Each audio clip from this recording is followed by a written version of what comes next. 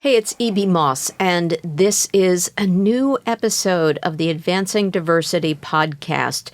And I want to set it up by saying that we got some good news and we got some bad news. And that's what we're here to chat about today. It's about both of that. There's been a decline in female executives in advertising, media, and tech. That's the bad news. And even more sobering, people of color are less than 5% of the C-suite. But I got good news. I'm with two women who have the backstory and some ideas for turning things around. Hello, Lynn Branigan. Hello there. Yay. Lynn is president and CEO of SheRunsIt, formerly known as Advertising Women of New York, or AWNY. And Carol Watson. Hi there. Hi. You are former chair of SheRunsIt, and you're now senior director of the Global Advisory Services and Consulting Service, Diversity Best Practices. It's a mouthful, I know. It is, but it's a good mouthful. That's part of the good news. Yay. So Lynn and Carol, you're not only colleagues, but I understand you guys are long-term friends. The friendship started through work, but I think it was sort of a mutual, I'll speak for myself, admiration society. I mean, I've learned, Carol was my first boss when I came to AWNY, and I wasn't familiar with the organization, so she taught me an awful lot, let me ask a lot of dumb questions, and just really made me feel fearless in my role. So that grew from a good working relationship to a good friendship. That's beautiful. Carol, you agree? I would totally agree. We, as the first person of color in 100 years, as a chair of AWNY, I have felt a huge responsibility to make sure that the organization was inclusive under my reign and as we evolved. And Lynn and I bonded over her openness for change. And so we did a lot of change and evolution in the organization, and her desire to learn and be curious and open. I really embraced that as a great leader for the organization. And she embraced all the great initiatives that we wanted to put forward. So it's been great. Oh, that's phenomenal. And that was a factoid that I didn't know. So thanks for sharing that. So more of the proof of that camaraderie and common ground is that together you guys built a first ever tool to measure diversity and inclusion in our industry, the hashtag Inclusive100. So we're going to talk about that today.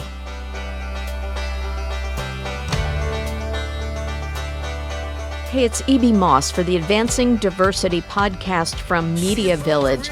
These are conversations with people who are really moving the needle from advocacy to activism and helping our industry really grow their diversity and inclusion best practices. So today, our episode 9 is with Lynn Branigan of SheRunsIt and Carol Watson of Diversity Best Practices.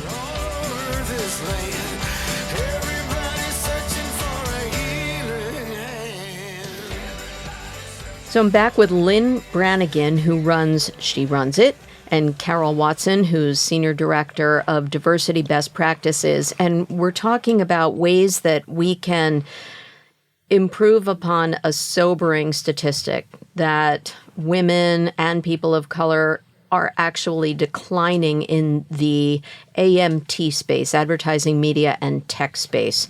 And you came up with this Inclusive 100 based on what? What was the spark? What sparked it was a foundation board member, I'm going to give him full credit, Michael Roth from IPG, has been a longtime supporter of SheRunsIt, and he, in a meeting with me, said, the fact that you stand for women is great, but the company that stands for women of all ethnicities and perspectives will be a game changer. And so I took that to heart. I'm a huge fan of his. And I immediately went to Carol and said, how do we solve for this? And Carol said, it's really difficult. It takes measurement. It takes accountability at the leadership level. And it takes a commitment to act. We had a brainstorming session in Pershing Square. I think it was the summer of 2017. And after 90 minutes, this idea came forward. A combination of a tool to measure where companies are anonymously in inclusion, representation, and culture, and then to help them unearth best practices by creating a consortium so companies could share those best practices with one another. I think that what I want to add to that is diversity best practices, they've been doing surveys and benchmarking for 30 years. And so they've always had a tool that was available and the companies can participate in it. And people are often focused on the lagging indicator. What does our demographics look like now? Most companies feel bad, they feel ashamed, and they feel like they don't want to know more. The purpose of the benchmarking and the survey and the tool and the reason that we suggested it is because it really provides a roadmap and the drivers. What are the leading indicators of change? It's less about where are we now and we feel bad about the numbers going down, but what are the sustainable drivers that will make a difference moving forward that are sustainable? Because companies like Michael Roth would say, well, there are many things that are out there in the industry. What can be additive? What will make a difference so that it's a sustainable difference in how companies show up, how they work, how can they be more inclusive? It's way more important than them just focusing on hiring and diversity. I know this is a weird analogy, but it reminds me of the old Publishers Clearinghouse line from Ed McMahon. If you don't enter, you can't win. But in this case, it's progress through measurement, and you don't know where you're at, then you can't win. Exactly. Okay. So it provides a baseline. Okay. And so there's a lot of conversation in my experience doing recruiting. Companies had a perception of change. Talent had a perception of who was doing a good job and whether the investments that have been made have made a difference. But what we've never had is a benchmark that was objective, that was not a shaming, that anonymized and aggregated the information so that there's a roadmap for where we are we now, how are we moving, what are the drivers that make a difference. And so that was really the validator versus just asking people what the demographics were. That makes so much sense. Now, certainly our focus is about the media, advertising, tech industry, but you're also including in that baseline how other industries are doing. Is that part of the 100? Yes. So the Diversity Best Practices Inclusion Index is open to any organization. And so because of the aggregate amount of data, there are a number of industries that can be shared in terms of how they're doing. One of the things that we're understanding now is that the CEO Action Pledge, which has become very popular, the call out over this last November is for industries to yet again come together. So this initiative is at the forefront of what we're going to see more industries doing. The insurance industry, financial services, tech industry, pharmaceuticals been asking to be able to measure their industry practice. So we're a little ahead of what other industries are doing because it's a great tool that's universally available to organizations. And now we're focused on global numbers because many of the companies are multinational. We want to know how that works. It's way more complicated, but we're going down that road to be able to respond to the need to understand what's the global landscape look like. Carol, I want to give you an opportunity and then Lynn to explain a little bit more about diversity best practices. We jumped into who you are, but what is the organization that you work with? Sure. So Diversity Best Practices is a membership, an organizational membership model. So there are about 230 mid to large size organizations across industries, multinationals, and it's a business unit underneath Working Mother Media, which people are very familiar with. That business model has changed very much in that there are 25 conferences we do, U.S. and global. We do a lot of research and benchmarking, and what we've seen in the growth is that companies really want to know how do we move forward? How can you advise me in a very powerful way? So we took that model of advising and sharing data and best practices to the Inclusive 100, the roundtables that we do, bringing in some of the best practices across the industry, the data, and really having the members share what are best practices within the industry, because it's been a very powerful model to individualize growth both meet organizations where they are. So there are agencies and companies that work with us, an Inclusive 100 that are maybe only 200-300 employees. There are some that are hundreds of thousands of employees. And each one has a challenge. Nobody is there. There's no such thing as being there. And so all of the different aspects of inclusive culture and accountability and leadership are all embedded in it. So we can have very broad conversations, not only about recruiting, but what does a leadership accountability look like? How do I know if our CEO is committed? What does it mean? You can't just say you've been doing a lot, but what are all the holistic ideas? Self-ID, what's happening with LGBTQ shifts, disability, veterans, all of those things are covered within that index. So it's a very holistic approach, which has been really missing in the marketplace. And Lynn, I certainly am familiar with She Runs It, as we said previously, on-air Advertising Women of New York, which I've been a proud member of. But talk about that faction, because I know that you do so many of the elements that Carol described with diversity best practices, but within our industry. Yes. Can you describe it? So She Runs It is a 107-year-old not-for-profit with a mission to pave the way for more women to lead at each stage of her career in marketing, media, and tech.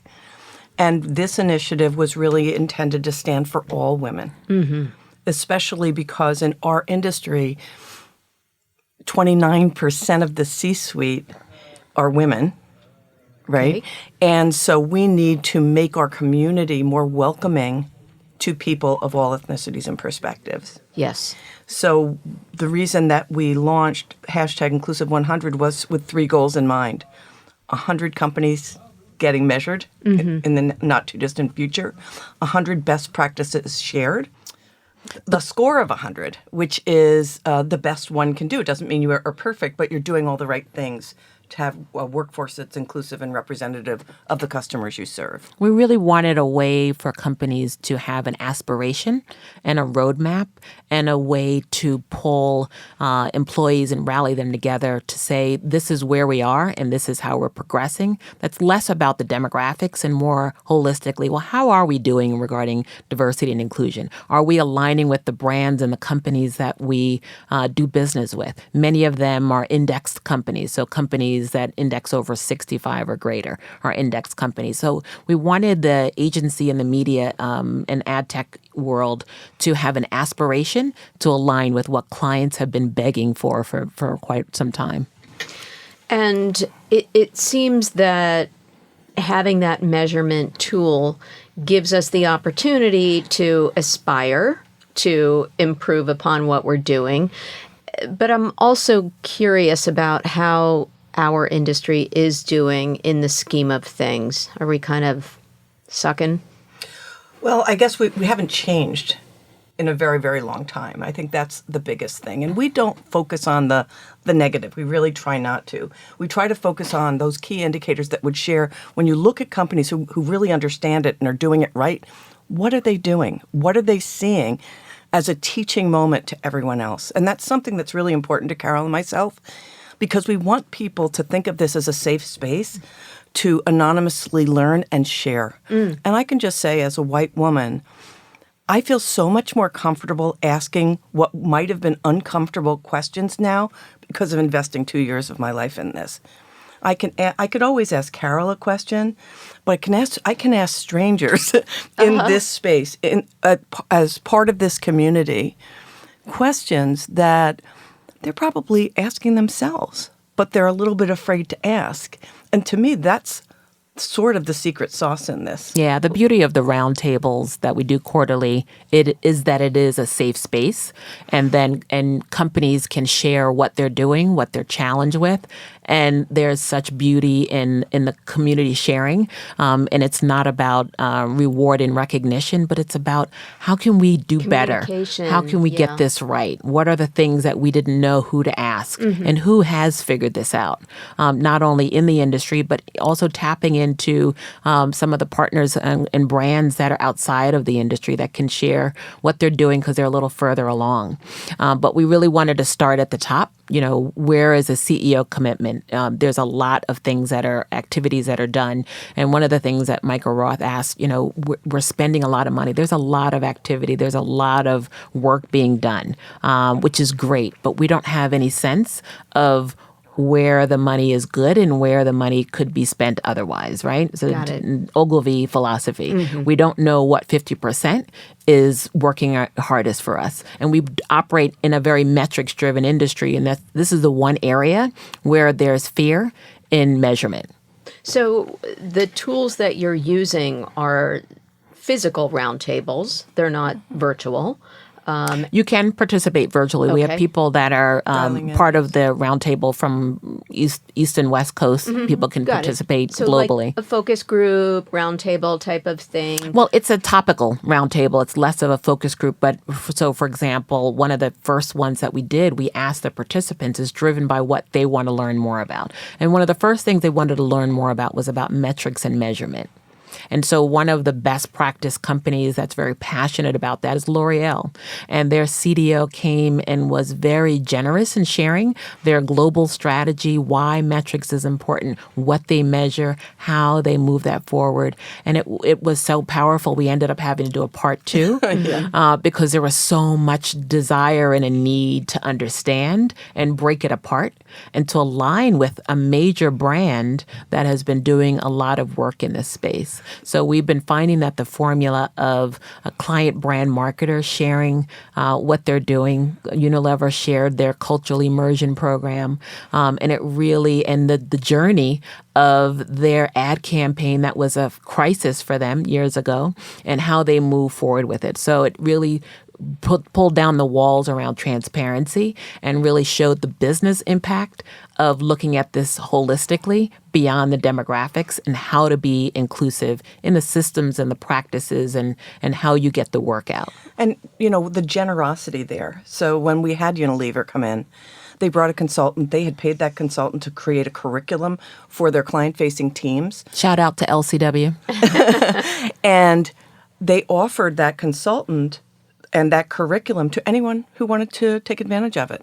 Other things that are uncovered, remember we were talking about Forsman and Bodenfors. They were looking for a pay equity tool, and Leo Burnett shared the tool they were using. Mm-hmm. And you find that there's just a lot of that sharing. A lot of these people don't know how to set goals. They don't know what goal is good. Right. They don't even know what good is. So without measurement, how do you know if you're making progress? So it's a really amazing experience. We've probably hosted about 8 roundtables since we started, because we started in December of 2017, and we strive to host them quarterly. Let me ask you something. Why wouldn't a company want to get involved? And what are the barriers to entry to upping your game in D&I? I'll start, and Carol, we probably have maybe a lot of different opinions about this. We're a small organization, so, and it's my passion to do this and a part-time of one person to do it as well. So there's work involved in just getting the word out. Mm-hmm. I think Carol makes a really good point that we're sort of ahead of the curve and people don't like new or change. Yeah. And so that will take some time. But I think that the tipping point will be when some really large companies see the work and say, we're behind this. Mm-hmm. We have the IAB supporting us. We have the 4As supporting us. Mark Pritchard and Caroline Everson are doing a very good job at trying to gather all the different entities who are trying to do work in this space so that they can amplify each other's work. Even, time with you today helps us get the word out. But Carol and I have been talking about the fact that people might not realize that this data is anonymous, mm-hmm. that no one sees it. And we think that there's a misunderstanding about that. Yeah. So what other thoughts do you have? I come from a marketing and D&I practitioner mind, right? And I put the two things together. In many organizations, the two things are not closely aligned. So the information and the data will come from the HR and the business, the talent, human capital practices. And one of the biggest drivers that we found success with comes from the marketing side, right? So the client CMOs really are trying to get their agencies and media companies to move forward. The agency, the CMOs at agencies really want to push this, but sometimes there's a disconnect between those that are responsible for that data and those that really want to drive that change. So we work on both sides of the aisle to show alignment around why and how this can come together in a powerful way. There are some companies that, feel bad about not having great numbers and only want to share it if the numbers look great. Right. It's That's not where the illegal. Anonymity comes in. There's a misperception that sharing the information is illegal, which it's not, which is why we have hundreds of companies that share their information and have been doing it for 30 years. So that's a misperception. And so we kind of chip away at some of the misperceptions on a regular basis, what people think it is and what it isn't. And so we're happy to have this platform to continue to add some scale to that conversation.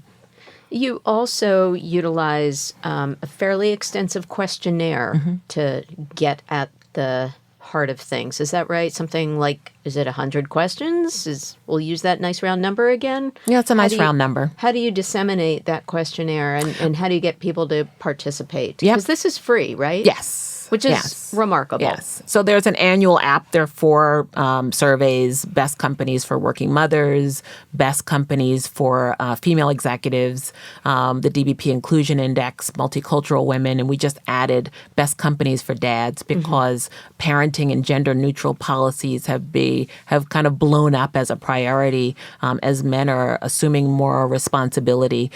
So we want to contribute to that. So people can participate in all of them. The DBP Inclusion Index is about 150 questions. Most of the questions are yes or no, right? So do you have employee resource groups? Yes or no?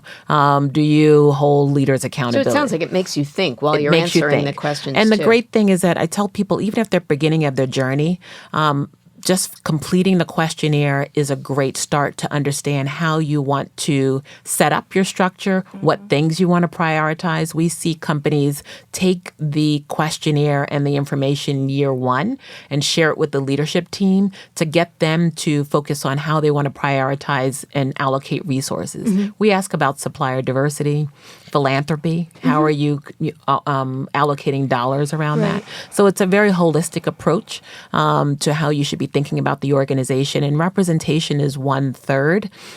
It also includes hiring and promotion board participation to really get a good visual picture of what your current state is. So it's like going to the doctor for your annual checkup, right? We all need. Yeah, it's not just a 5-minute visit. And we all have to take our medicine, by the way. Yes. So, Yes. So it's a great diagnostic to really scan that makes so much sense. the whole organizational system to see what needs to be tweaked, what's working really well, what you should be celebrating, and what you may want to focus your energies on at a senior level for sure. It's an annual study. Okay. So the application opens up in mid-December each year, and then you have until the first quarter of the middle of the March. first quarter of March to complete the study. And then we've released Diversity Best Practices releases the index companies in the summer, and then we share the annual results during advertising week each year. Yes, which was last month, right? It was October of 2019, I think. All right, good. Lynn, within our industry, there are a few of us who are working to assess how well we're doing. How would you describe the difference between the Inclusive 100 and some of the others that are out there? And we can keep this anonymous as well. From the other initiatives that are out there, I think that what I'm very proud of about this is we don't charge for it. So that's one big part. It's industry specific. We're not charging, and we're all about sharing best practices. And the reason we did that was we wanted a frictionless way for people to participate. And the other part of it was, in order to be successful, we need scale. And the reason scale is beneficial to us is we can segment the information by types of companies. So if a PR firm wants to see how they're doing relative to their peers, a media company, an ad tech company, a creative agency. With scale, we can keep that data anonymous and can be a very useful tool for our industry over the long run. That makes so much sense. And then eventually segment it by this is what's relevant to me and okay. Yeah, I would add also is that, and I think Unilever jumped on this as a path forward. We're seeing companies, brands asking their media partners how they're doing around diversity and inclusion. Mm-hmm. And so what they realized was that, wow, we can just ask our partners if they're an index company. Mm-hmm. It becomes less subjective, and it becomes a measure on an RFP. It becomes a measure of, are you aligned with our brand? And the same thing for talent. So talent always wants to know, especially young talent, wants to know what the company's philosophy is around inclusion and diversity. And there's a lot of language that becomes subjective. This changes the conversation to one that is objective, that's consistent, that's comparable, and it gives, if a company uses it for an employer branding tool as well as a client attraction tool, it really gives them a good standard of measurement that's very holistic. So whether you're veterans, disabled, LGBTQ, or different multi-ethnicity, everyone is covered and thought of in this, which is unique. And what we're trying to do is, even if you're not indexed, we ask you to showcase a badge that says, I'm a participant. So you're doing the work that it takes to get there. You might not be there yet. Right. But as long as you're displaying the badge, you're right that Unilever is sort of leading the way and making this part of its supplier diversity program. If we have more people like Unilever, and we do have some great brands supporting us, it will filter through the ecosystem. Yes. Well, what I want to get to is there are more and more people who are trying to move the needle. And I'm super proud of working with MediaVillage and its Advancing Diversity Initiative, which was started by Jack Myers. And as you'll be there, Lynn, you know this, we have honored Michael Roth in the previous year's induction into the Hall of Honors for this. A lot of terrific effort being made there. And one of the things that Jack espouses is that it's time to move from advocacy to activism. So what I'm hearing you say is that in order to do that, we have to have the measurement, we have to have the sort of benchmarking, the understanding, and the ecosystem of understanding where we're at. So now, one of the things that Jack is proposing are 5 pillars of ways that we can now implement change. And I wanted to do like a little Quizlet with you. So I know that you'll be participating in our Advancing Diversity Council taking place at CES on January 8th, but tracking and research is definitely one of the pillars.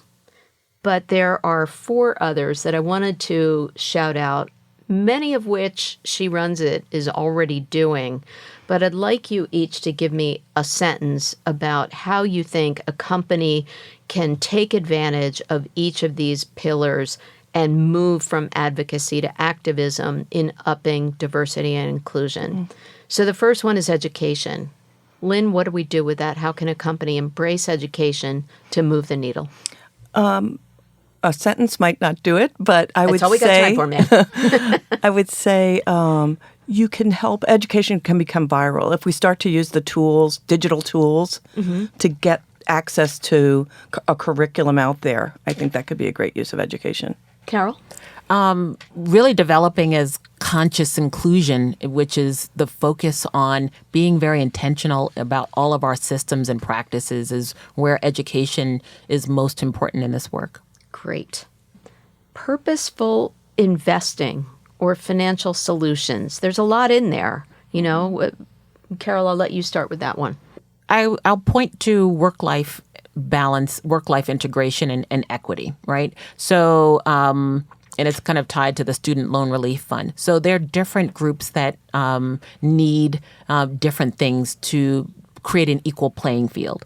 That may be different services for mental health, mental abilities. That may be support around the education funds. That may be more flexibility in their work arrangements.